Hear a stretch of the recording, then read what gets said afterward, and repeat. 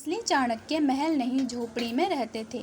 चाणक्य राजा चंद्रगुप्त मौर्य के महामंत्री थे। एक बार यूनान का राजदूत भारत आया हुआ था। उसने चाणक्य की बहुत प्रशंसा सुन रखी थी। वह चाणक्य का रहन सहन देखना चाहता था। वह राजदूत चाणक्य से मिलने उनके निवास स्थान गंगा तट की ओर चल पड़ा। वहां जाकर देखा कि गंगा तट पर एक ऊंचा लंबा दृढ़ व्यक्तित्व का धनी नहा रहा है। राजदूत ने उस व्यक्ति से पूछा कि क्या मुझे बता सकते हो कि चाणक्य कहाँ रहता है? उसने जवाब दिया, सामने झोपड़ी में।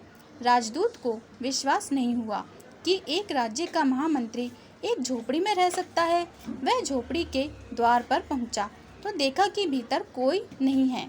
यह सब देखकर लगा कि किनारे पर मिले व्यक्ति ने उनके साथ मजाक किया है।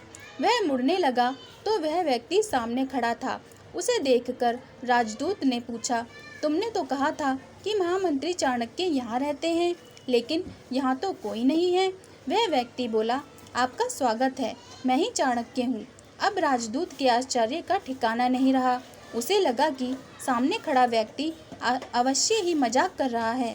उसने कहा, मौर्य राज्य का महामंत्री झोपड़ी में, यह कैसे संभव है? चाणक्य ने जवाब दिया कि जब महामंत्री सुख और वैभव से लबालब भरे महलों में रहने लग जाएंगे तो फिर जनता का दुख दर्द कैसे जाना जाएगा। मैं झोपड़ी में रहकर ही जनता के दुख सुख में भागी हो सकता हूँ।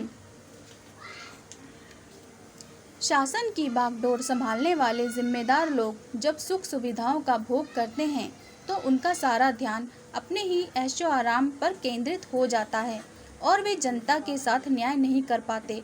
ऐसे राज्य में अराजकता फैलने लगती है।